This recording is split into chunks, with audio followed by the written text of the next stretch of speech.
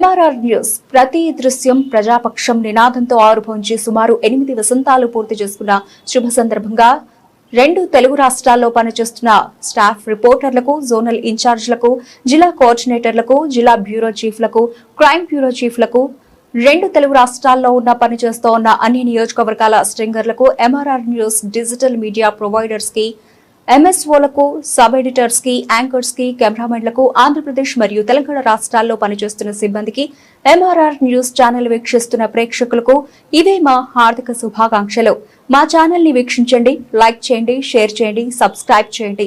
గ్రామీణ ప్రాంతం నుండి పట్టణాల వరకు ప్రతి సమస్యను అధికారుల దృష్టికి తీసుకెళ్లి సమస్య పరిష్కారానికి కృషి చేస్తూ ఉన్న ఎంఆర్ఆర్ న్యూస్ ప్రతి దృశ్యం ప్రజాపక్షం నినాదంతో ఆరంభమై నేటికి 8 వసంతాలకు చేరువలో ఉన్న ఎంఆర్ఆర్ న్యూస్ ఛానల్ అతి త్వరలో విశాఖపట్నం, విజయవాడ, గుంటూరు, చిత్తూరు, నెల్లూరు, శ్రీకాకుళం, కర్నూలు, పల్నాడు జిల్లా, విజయనగరం, బాపట్ల, నల్గొండ, హైదరాబాద్, నిర్మల్, ఆదిలాబాద్, సిద్దిపేట జిల్లాల్లో ప్రసారాలు టెలికాస్ట్ కానున్నాయని MRR news managing director M Raja తెలియజేశారు.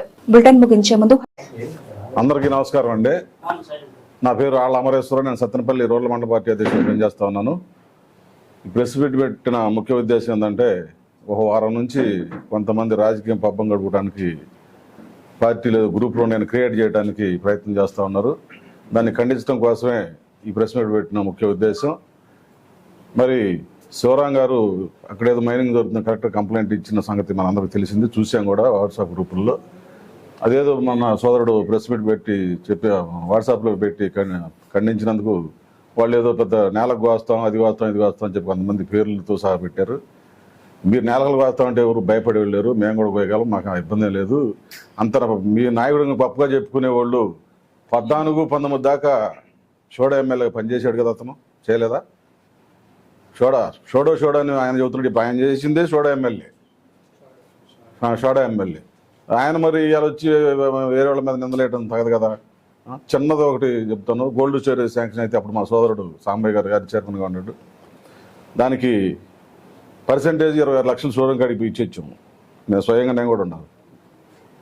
ఇవాళ నీతులు చెబితే ఎట్లా కుదురుద్ది వాళ్ళ మీద. అది క్యాన్సిల్ అయిన తర్వాత క్యాన్సిల్ అయింది కోల్డ్ స్టోరేజ్. డబ్బులు రిటర్న్ ఇస్తాను షోరూమ్ కాడికి రమ్మన్నారు.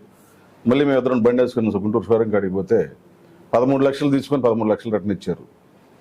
అదేమంటే మీ ముత్యానికి వైన్ షాప్ వచ్చింది అని చెప్పి ఆ 13 లక్షలు ఆపుకొని మిగతా ఇచ్చారండి. అది జరిగింది. ఇంకా చాలా ఉండే చెప్పాలంటే, అతి చిన్నది ఉదాహరణ చెబుతున్నాము. కనుక పార్టీకి క్రమశిక్షణ పనిచేయండి. కానీ ఇప్పుడు పెట్టేవాళ్ళందరూ మన అభ్యర్థి కోసం 24లో అభ్యర్థి కోసం ఎలక్షన్లో ఎక్కడ అవపడలా, ఎక్కడ పనిచేయాలా, కానీ మేము తెలుగుదేశం అని చెప్పుకుంటున్నారు. కొంతమందికి అంబటి రామారావు గారి దగ్గర నుంచి డబ్బులు కూడా పోయిన మాట వాస్తవం. కొంచెం ఏదైనా అవసరం నిరూపించమంటే నిరూపించడం కూడా సిద్ధం అని తెలుగుదేశం చెప్పుకోవడం తగదు. మీరు తెలుగుదేశం కార్యకర్తలు అయితే నిజమైన తెలుగుదేశం పార్టీ వాళ్ళు అయితే ఎమ్మెల్యే గారు ఆఫీస్కి రండి, పని చేయించుకోండి. అంతేగాని మేము తెలుగుదేశం చెప్పుకోవటం, బయట వైసీపీ వాళ్ళు వెళ్ళి సపోర్ట్ చేయడం సరిగా తెలియజేస్తూ సెలవు తీసుకుంటాం.